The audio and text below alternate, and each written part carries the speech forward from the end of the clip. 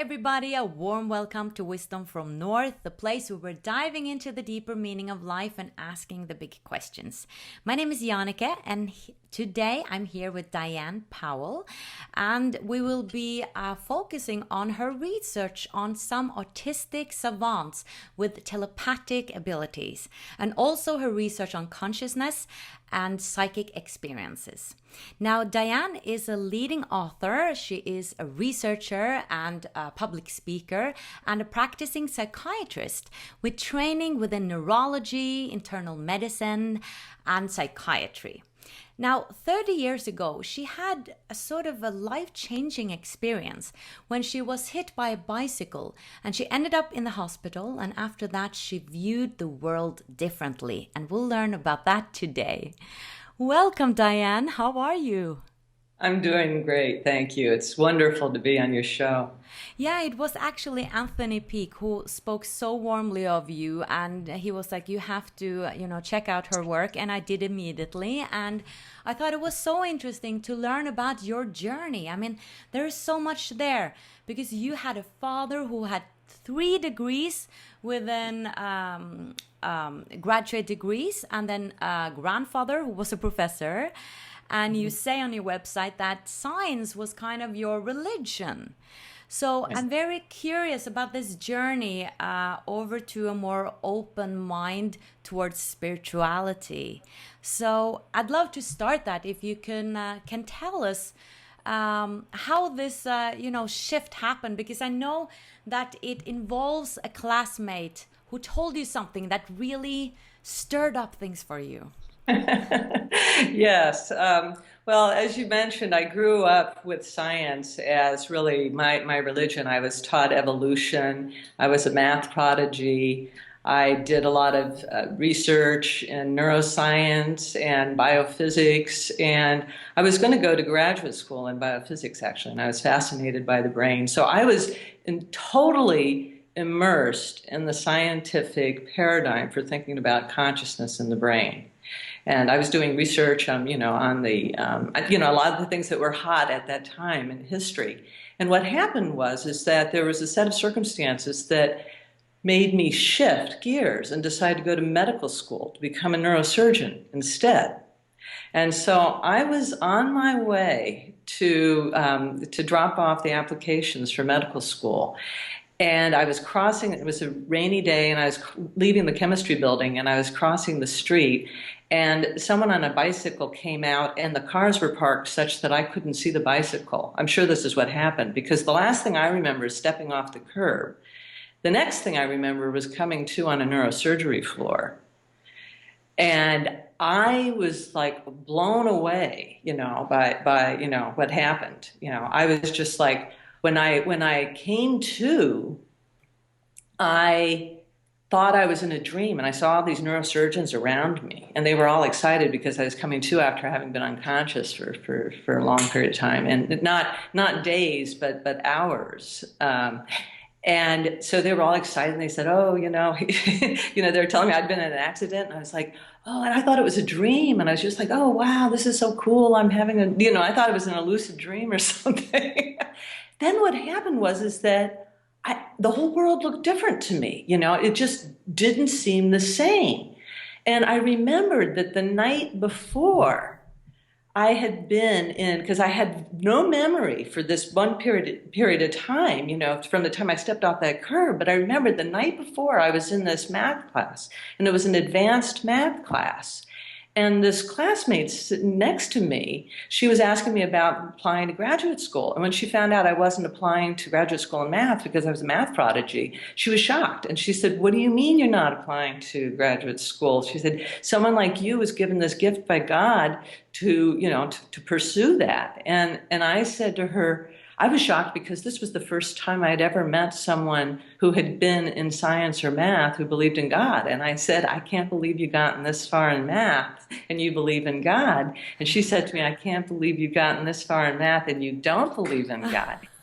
And we got into this discussion, and I said to her, I said, I'd had a rough life. I really had a lot of traumas, as a child that I lived through without this belief in God, which made me a very, introspective, philosophical person, who realized at a very young age, having almost died a couple of times when I was young, that I was here to alleviate suffering. I mean, that's one of the reasons, getting back in touch with that mission was one of the reasons why I was going to medical school. Yeah. So anyway, I'm deviating, but anyway, to get back to this story. So I was really feeling good about the fact that I was going to medical school. And she's there, and I also wanted to do neurosurgery research because I wanted to, study the brain and whatnot. And I saw that human consciousness was what I was most interested in. And she's there telling me I'm throwing my brain away, because I should be going to graduate school. And I said to her, so we get to this discussion about God, and I said, I wish I believed in God. My life would have been a lot easier if I'd believed in God. And I remembered it was like a eureka moment when I was, while I was suffering from this post-concussion syndrome, and having any noise was really challenging for me. I had this. I was just like, oh my God, I was like, maybe this is what believing in God feels like, because it felt like it was almost like, this has happened to me a few times in my life, kind of this sort of Alice through the looking glass kind of phenomena where it really is this experience that you go through, and then the world doesn't look exactly the same again. And so I spent basically the next, 3 decades trying to figure out what it is. I mean, how do I describe this? How do I articulate this? How do I investigate this as a scientist? And so that's where the journey began. Right. Very fascinating. Wow. So let's dive into Autistic Savants. I find that so interesting because, most of us, or many of us, have seen Rain Man, and I think it was based on the story of Kim Peek. Yeah. Tell us about what you found, because I know that you went to India to really study especially twins with these special abilities. And if you can tell us a little bit about this work. Well, so as I said, I started out as a neuroscientist, and I really am asking questions. I'm a truth seeker. I'm really interested in knowing, if something is real, then we need to have it as part of our model. I mean, that's how I see it. And so when I started to have experiences in which I saw that people gave me information that was from somewhere else in space-time, it was either telling me about something before it happened that was very specific, or telling me something about that they knew something about me that was going on at that time that there was no way that they could know, that was extremely specific. And so having these experiences with patients predominantly and paying attention to that, I started to think that, rather than labeling these people as being psychotic and schizophrenic, maybe, which is what I was taught in my training as a psychiatrist, I thought maybe there's some reality to this. And if there is, it has huge implications for us. And so what happened is that I started thinking about anomalies within psychiatry. And I thought about the Autistic Savants, and I started studying autism back in '87 when it was a very rare condition. I studied with Sir Michael Rudder in London at the Institute of Psychiatry, which was considered and still is considered a leading place for autism. So I knew about Autistic Savants for a long time before people found out about them from Oliver Sacks and various other authors.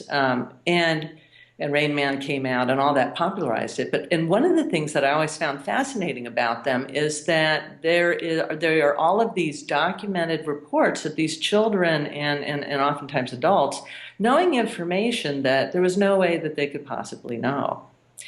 And in fact, Bernie Rimland, who was a famous autism researcher and the father of a man with autism, he had a son with autism, He did a huge study on over 5,000 children, and he reported that about 3% of them had ESP. And he gave these stories of children that knew, when someone was coming to pick them up, without there having been any kind of routine about it, or that knew information about like a watch crystal falling out of, her father's watch. Another child had a dream that her father was going to die of a heart attack. And the next day, her father did die of a heart attack right in front of her. And so there are these accounts that are in the literature that were documented by clinicians. And so I thought that's really interesting. And then I thought about savant abilities, like the ability to do prime numbers. The twins that Oliver Sacks talks about were able to give prime numbers in 6 digits, and they would give them back and forth consecutive prime numbers. And there really isn't a good algorithm for predicting prime numbers. The way you know something's a prime number is that you do a series of divisions, and what you have to see is that it's only divisible by itself in 1. In other words, there's no numbers so none of them are even numbers, because that's divisible by 2, so there are no, but anyway, when you get up into these 6-digit numbers, I mean, to try to figure out, whether or not it's totally indivisible by anything other than itself, I mean, there's no real good algorithm for that. And so these twin autistic boys who had been institutionalized, they had this game in which one would say one prime number and the other would say the next prime number, and they'd just go back and forth right down. You met them, or have you read about them? I read about them. This was back in the 60s that Oliver Sacks evaluated them.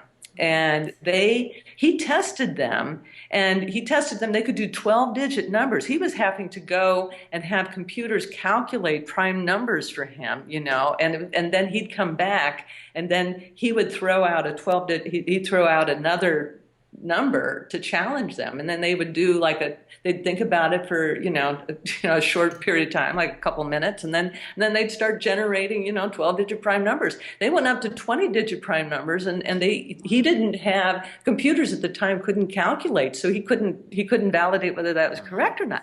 But when you think about that you couldn't even take someone who with a computer, to be able to give consecutive prime numbers at that time, they were capable of doing much faster. But no one saw value in this? I'm sorry? Like, no one saw a value in this? I mean, they could have worked and done so much brilliant work, and they were institutionalized?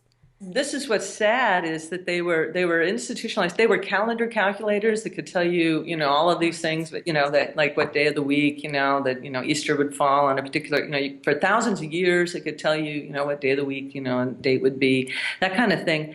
And they were actually, they kind of were exhibited in front of people. They were, they would perform in front of audiences. And so they actually became pretty famous. But then what happened is that people thought that, this is really the sad part of the story, is that people thought that it would be in their best interest, because they seemed to be so obsessed with doing these number games with one another that they really enjoyed, that they separated them and made them each live these like normal lives. No, that's so sad.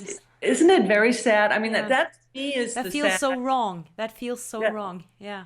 Yes, it feels very wrong. Yeah, because they had each other, I mean, they are so unique. So if they don't have each other, I can assume that they lost some of their life. It's like. Yeah, like taking some of their life force out, know. And so that's the thing, is that, like a lot of these children are just so gifted and they're misunderstood. They're labeled as mentally retarded. They're institutionalized. I mean, it used to be that up until, even, I'd say even 50 years ago, if you had a child who was autistic, you would be told by a doctor, just institutionalize them right at birth. If they were different, right at birth. It's just like, go institutionalize them, act like you never had the baby. We live in a very different world today. Yeah, unfortunately. So, Yeah. what have you found in India? Because I know that you went there pretty recently, like a few years ago or something like that.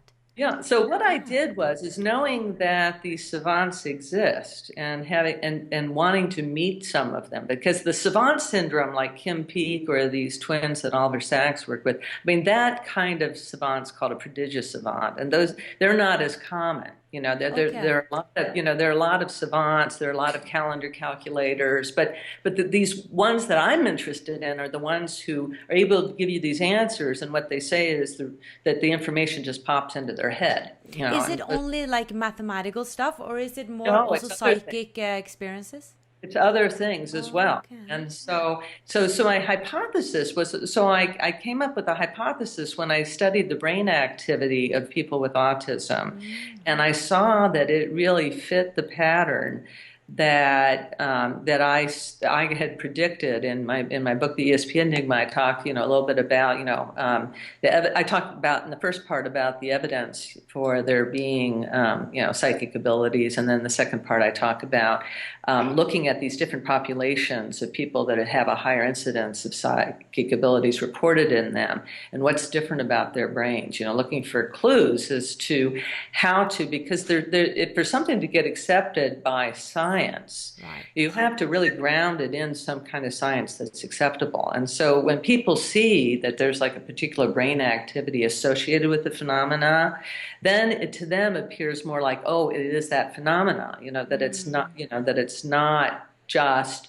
that the person is reading, behind the blindfold, they're able to somehow read, and cheat, or yeah, you know what I mean?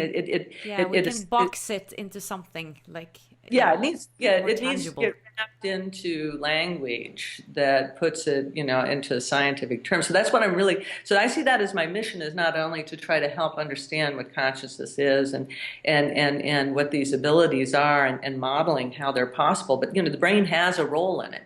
There's a reason why we're not all experiencing these things all the time, and why sometimes we do. That's the question that I, as a person who is, a longtime student of, human consciousness, have wondered, why is it, some people, they're in, and then is there a way in which we could, predict accuracy, or use this in a way that's, a very positive, beneficial, thing.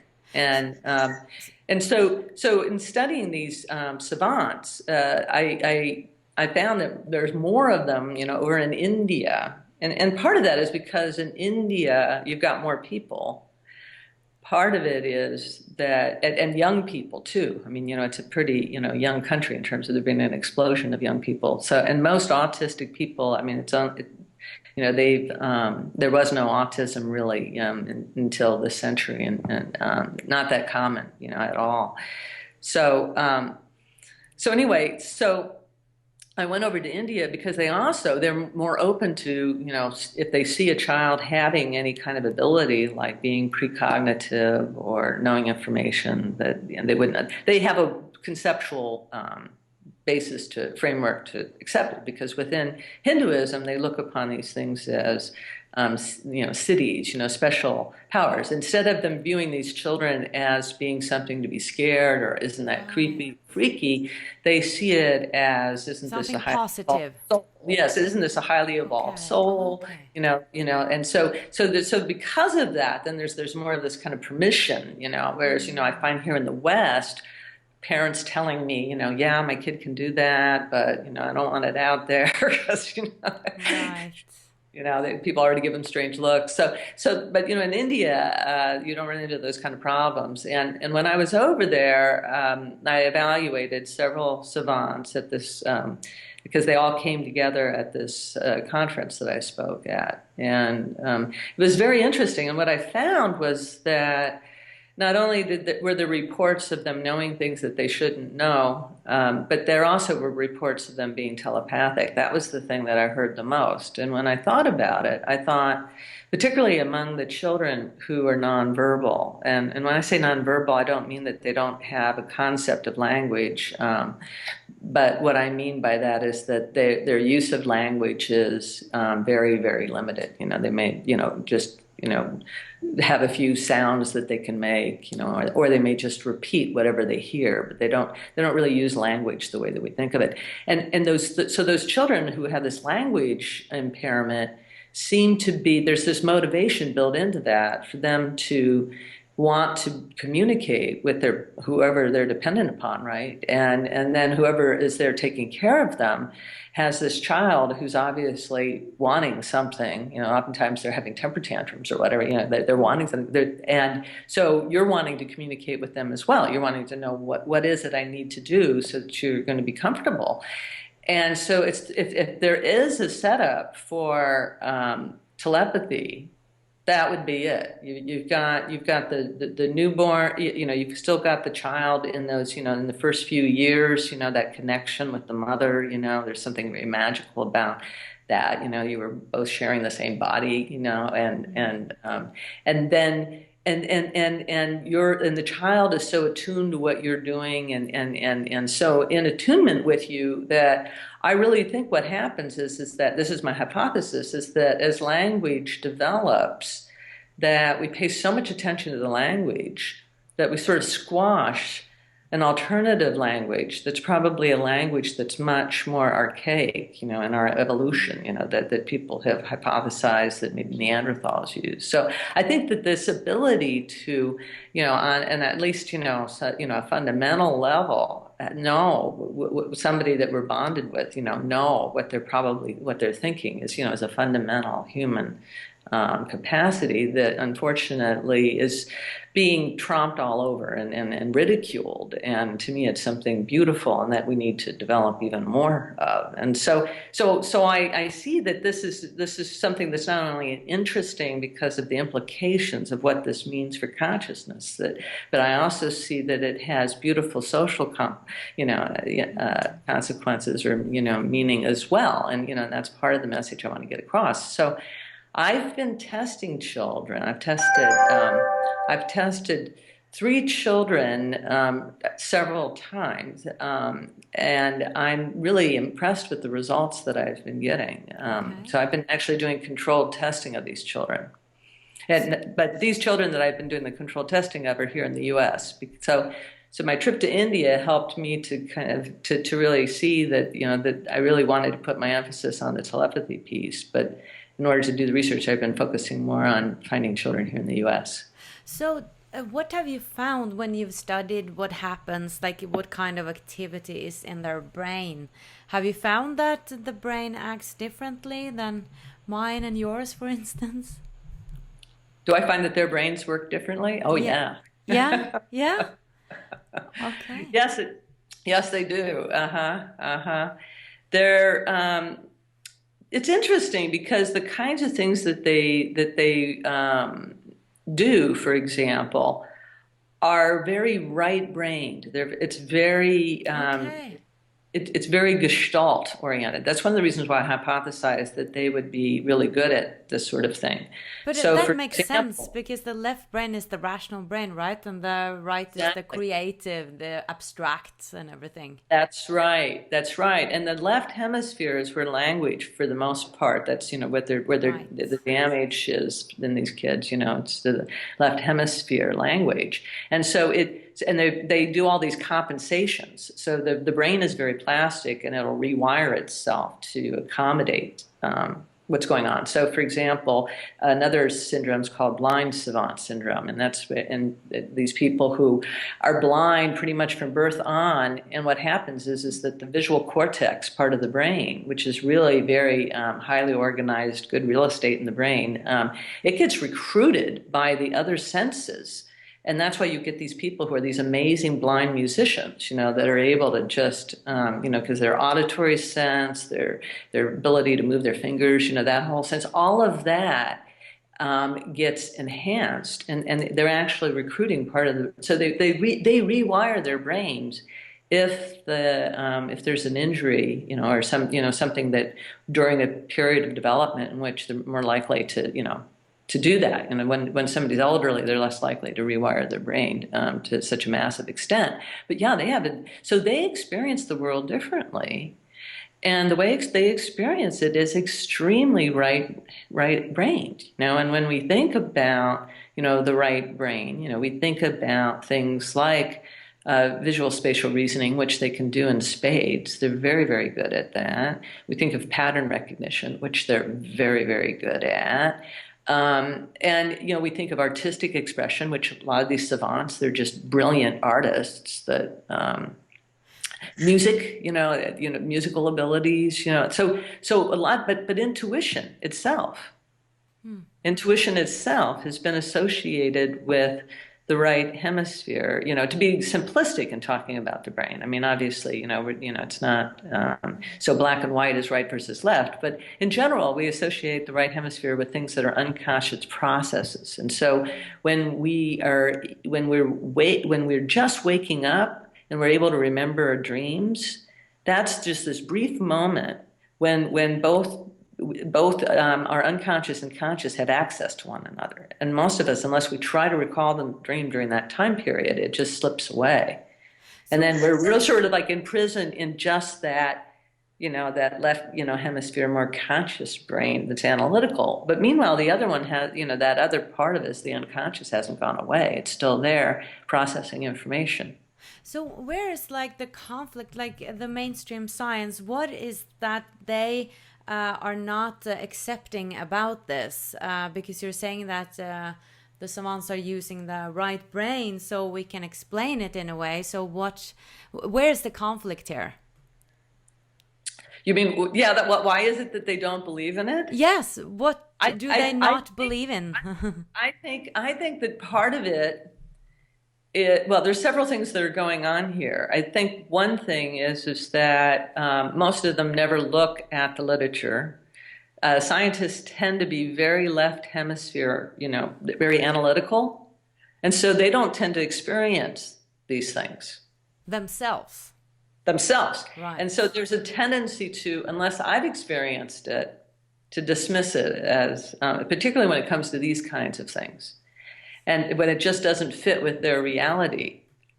What I've also found out is there's a lot of fear. There are a lot of people, they like to think that their thoughts are really private. So they don't like the idea of that being the case. And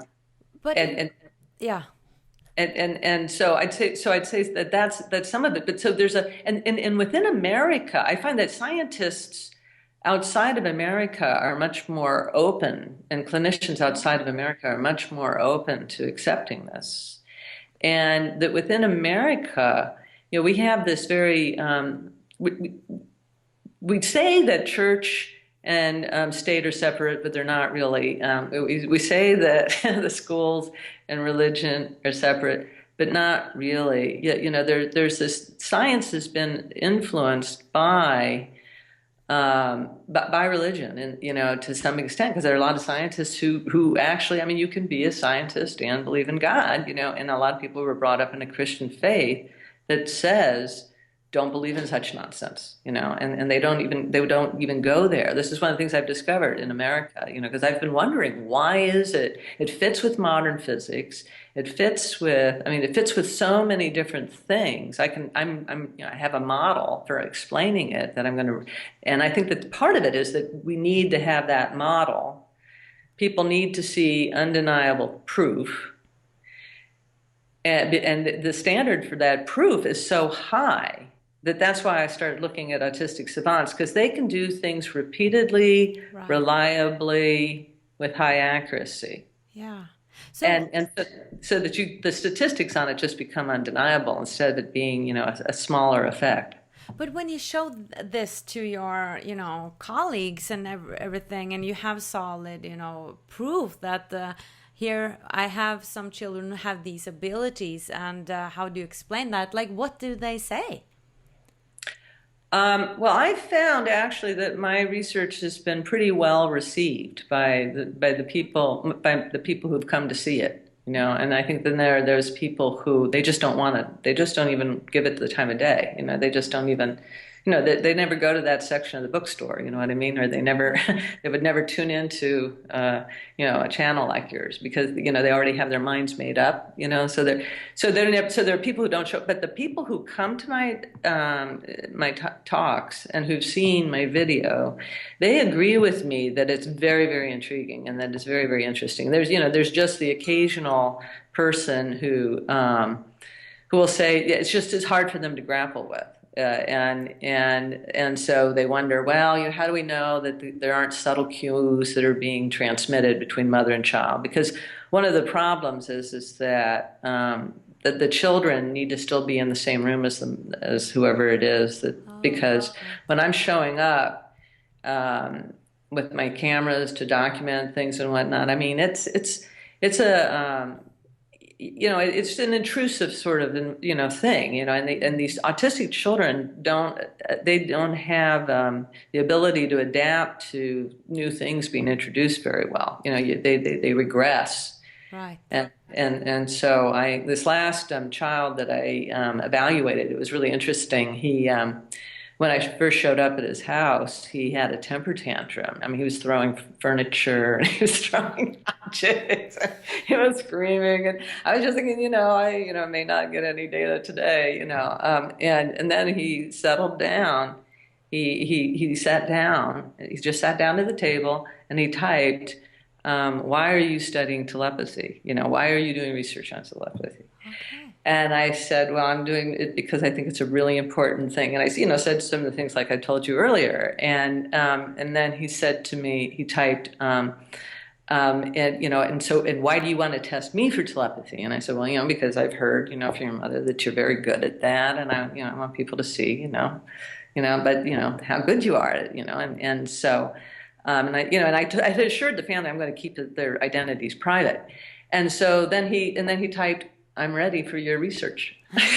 And so then I just cameras. Yeah, here we go. Here we go. All right. And so then I got onto random.org, which is this it's this online randomizer, because one of the things you have to do for controlled experiments is you need to make sure that you're not giving them stuff that isn't randomized, because you have to know there's a random sample. So what I did is that I generated a list of words. And then I created that list, and then I had the random.org will generate a randomization of that list. And then I had that on my computer, which was out of sight of the boy, and gave the mother, the words one at a time, which were easy for her to remember, because it's a word. And he just typed it out accurately. Wow. I tested him both in the morning and in the afternoon. And when he makes a mistake, he'll self-correct, and his mistakes are always that their motor coordination's a little off. And so it'll be like the key next door, and then he'll have to go and hit the delete key and then hit it. But it's extremely powerful to see this boy just sitting there typing like this, and then to see the words show up on the screen. It's chilling, Yeah. Does he explain to you, or did you ask him how he gets the information, how he feels like he's getting it? Oh, well, that's a good question. I haven't specifically asked him, although I want to I'm planning on going back to do some more testing with him and filming of him. Like if he hears it or sees it, or he just knows, right. And most of these children, what they tell me, and so it's probably the same for him, but I need to ask him specifically, is that most of them tell me that they see it. Interesting. Yeah, they see it. And what's interesting to me is that you can sometimes see things in your mind's eye, which is an interior process, but sometimes things are seen as though it's out here and out in space around us, as opposed to inside. I just thought about a movie I saw with Scarlett Johansson, Lucy, I think it was called. It's about she takes these drugs and all of a sudden she's able to access like 100% of her brain. And I thought about that, you know, we have been told that we only use like 10%. Do you think they somehow use more of the brain, like more percentages of the brain? Or is that something completely different? Well, I can tell you some of the things that are different about their brain, and part of it is that they actually there's something called a mini column, and that's like a little miniature computer processor. It's got about 100 neurons in it, and if you look at the mini columns in their brain, they're more compact. They have more of them, and they're also more compact. And so as a result, it's like they have they've got like an upgrade. Okay, upgraded version. I would like that. Yeah, but it comes with its, you know, it comes Right. with its Yeah. bugs. No, it's gonna be bugs in it. Yes. Right. Yeah, but they've got, you know, and there are some children that are being labeled as autistic that I don't think are really autistic, that but they have something that goes wrong in the pruning process in their brain. And so they have areas that are super connected that normally aren't connected, and other areas that are underconnected that normally are. And that also seems to also be conducive to these abilities, because a lot of what, you know, our brain actually does is it interferes with or inhibits information coming to us, so that we're not bombarded with all this information. I mean, so it's kind of ironic because, you know, there's all this information that's out there that we're protected from by our brains, and then what we do is we saturate ourselves with, you know, these devices to bombard our senses with all this information. I just thought about pi right now. It would be interesting to see how many numbers like they could say behind pi, if it ever ends. You know, that's the mystery. That number. Well, that's you've heard about Daniel Tammet, right? I mean, he's one of the autistic savants who he's got this amazing memory, and he can recite pi to over 22,000 digits. Wow. And when you ask him, how does he do that? Right. He'll tell you that each number, he has a condition called synesthesia, and that's when you, there's many forms of it, over 100 different forms we now recognize, but one form of it is when you associate a color with numbers or colors with letters. And so, so he sees different colors and shapes, and he sees it like a ticker tape parade in front of him. And so instead of memorizing pi, he just experiences it like, okay, let's watch the pie movie, and then it's this like a parade of little colored squares and different, you know, different shapes that the parade past him. He knows that's a 3, that's a 5, that's a 6, you know, and and that's just one of many things that he can do. But that's so interesting because it seems like then, and now I'm moving towards consciousness and the brain, that's where I'm headed.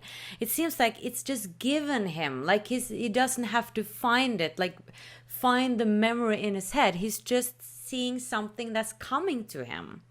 That's exactly right. That's exactly right. And some of the interesting cases are people like Jason Paget. And he's someone who has acquired savant syndrome. And in acquired savant syndrome, it's that you're like everybody else, and then you have some kind of brain injury. You know, you either develop some kind of dementing process where you start losing different functions, or you have an injury. And so Jason Paget was leaving a karaoke bar, and he got assaulted. And when he came to, he started to see the world differently, and how he saw the world differently is that he saw fractals everywhere he looked. He could see, you know, and fractals are they are mathematical in nature. I mean, they come from sequences like the All right. the Fibonacci sequence. They come from Fibonacci sequence. Sorry, Oh, and they come from these mathematical things, and you see it in nature. I mean, if you look at a pine yes. cone or a nautilus shell, you'll see that it fits a certain pattern.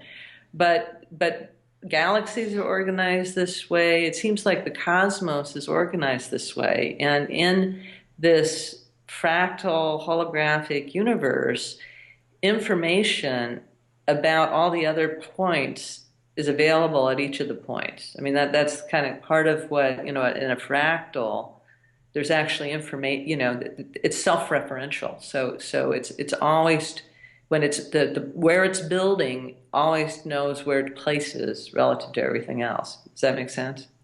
Yes, so he saw this everywhere, like Hmm. as Hmm. numbers in a way, or? And he saw images. And if you Google him and look him online, he's an artist and he draws these Oh, it's beautiful. him. Then I've seen it. I just didn't know the story behind. Okay. Yeah, Ah, that was acquired. Yeah. yes. So tell us a little bit about your view on consciousness and the brain, because that's like something that mind boggles me. Like, what is consciousness? What is the brain? Is the consciousness inside the brain? Is it the brain just used by the consciousness? Or, I mean, there's just tons of questions here, but if you could just say a little bit about your view when it comes to the brain and consciousness and how it's connected. Well, Huge question. that's a big one. I mean, people have been writing volumes on that one for Yes, I know. right? I mean, if you really, consciousness is a relatively new word, and I think the problem is that consciousness is used differently by different people. So you have some people who will say that animals aren't conscious, Right. which it's just like those, and that's just like, wow, that's a really narrow view of consciousness, right? Yeah. If animals aren't conscious in your mind, then there are other people who say everything is consciousness, including that rock. And then you Right. have other people who say consciousness is only the waking state, in human beings, and they're really just referring to our thoughts, really. I mean, they're not interested in the kind of consciousness that we share with other living beings. They're not interested in that.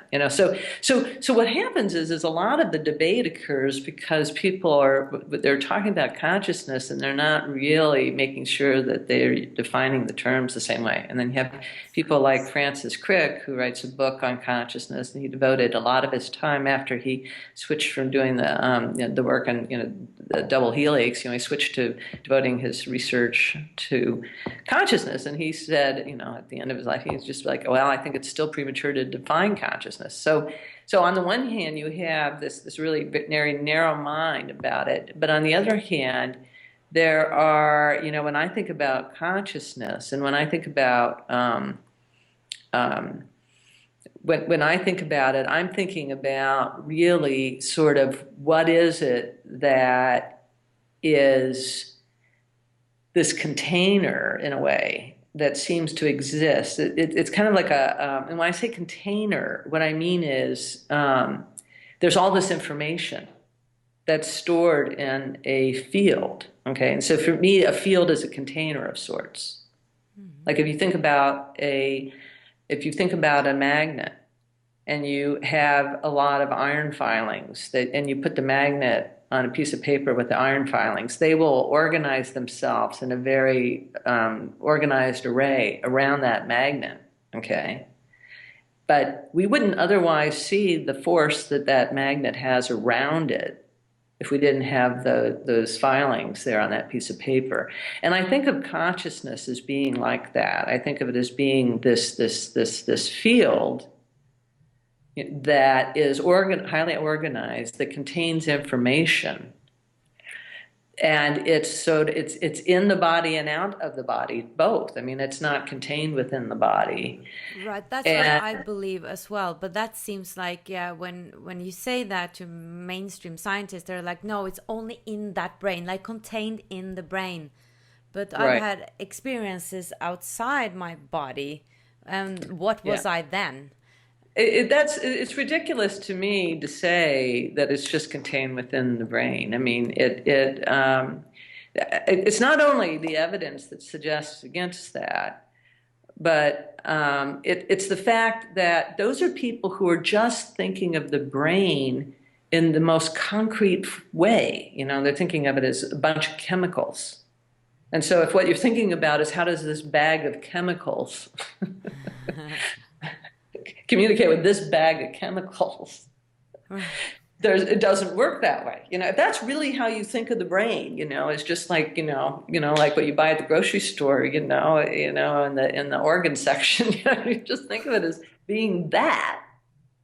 Yeah. Of course it can't be telepathic. That's ridiculous. Why even discuss it? But if what it is it's an informational field, informational fields then can be in contact with other informational fields. And there's a variety of ways in which that could be happening. And, and that's one of the things in my book I'll get into is, I mean, it's not like I'm promoting one, it's not like I have, the whole, nobody can say, everything's a model, just trying to come up with the best theory. And so I think that one has to look at, different ways of explaining that, there's different, but all of it is within this whole model that I've come up with. All of it is using accepted science to support the model, not going outside of those perimeters. I don't need to. That's the part that I find really interesting, But what we have here... That's great to hear, actually, because that brings hope. And I'm hoping that more and more people are thinking like that, because I'm all about bridging. I also see like there's so many bridges here, but like you said, we just need to open up to other possibilities in a way, not get stuck in that idea.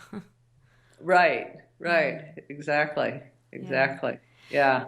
So do you think like people who have psychic experiences, or I guess, I mean, many do, many people do, I think almost all of us, perhaps we're not just noticing it if we feel like we don't have it, but do you think we tap then into that field? That's what we're doing, like when we get hits of information, intuition, contact with someone who's from the other side, that we're kind of just tapping into that field that you were talking about.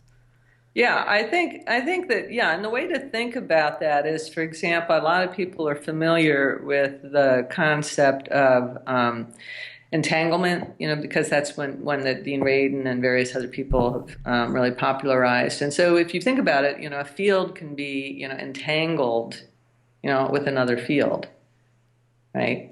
And so in that sense, then you just tap into within your field that where it's entangled with that other field. It's not like you're sending something outside of yourself.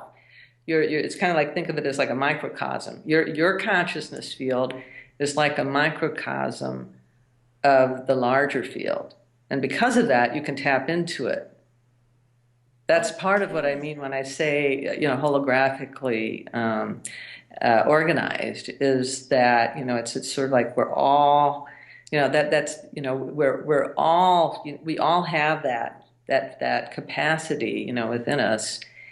And if you think about so many things, that's what, when you think about a fractal, it's like where you see a little pattern, and then you see that the larger pattern is the same as the little pattern, and it's like little patterns within little patterns within, and it's cycles within cycles. And, so there's just like this beautiful organization around it. And this is what physics is saying is, the very, plausible way of thinking about the universe.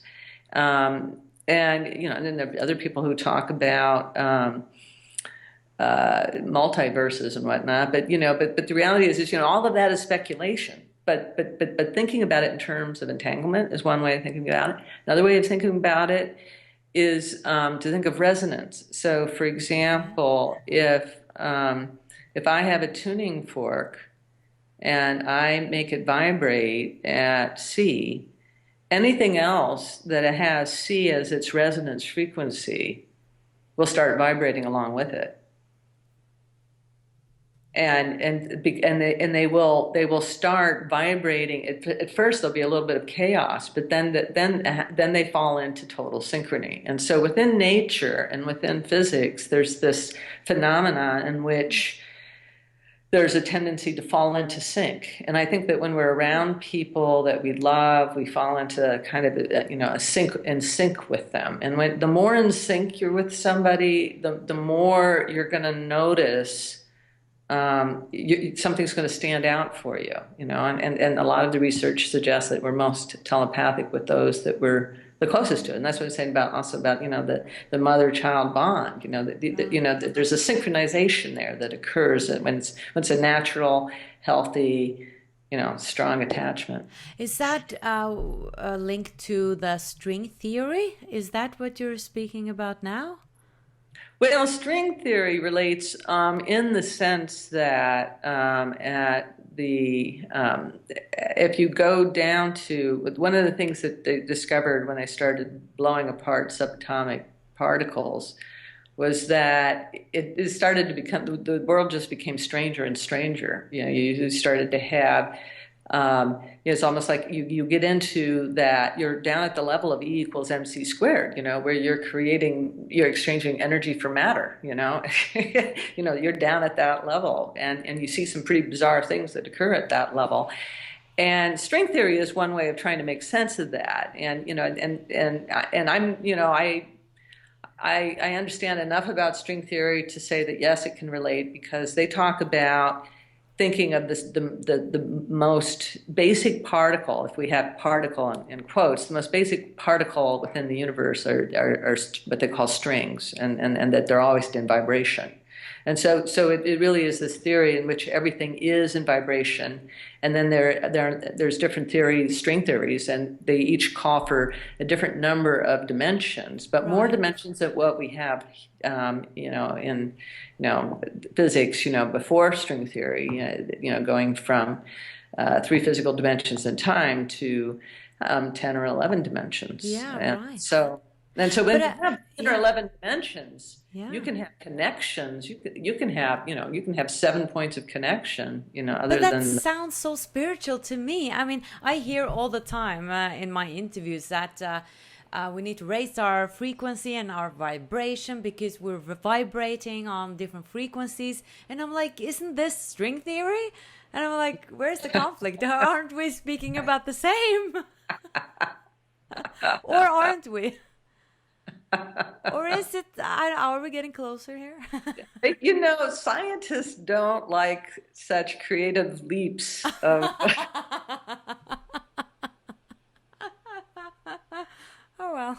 I think it's great. I mean, I think, I'm somebody who's both intuitive and analytical. And so I'm sort of this person who's translating one world for the to the other world and vice versa. I translate science for people who are non-scientists, and I translate this phenomena to scientists, in a language that they're saying, well, yeah, you've got a point there. It's Awesome. Well, it was wonderful speaking to you. Oh my goodness, it's so interesting. And thank you for your work. I'm so happy you're doing it. So happy I discovered it. And for my viewers, I really recommend just checking out Diane's work and her book. And she has a lot of interviews on YouTube and also a lot of stuff, wonderful things to read on her website. So check it out. And thank you so much, Diane. Thank you. It's been a pleasure.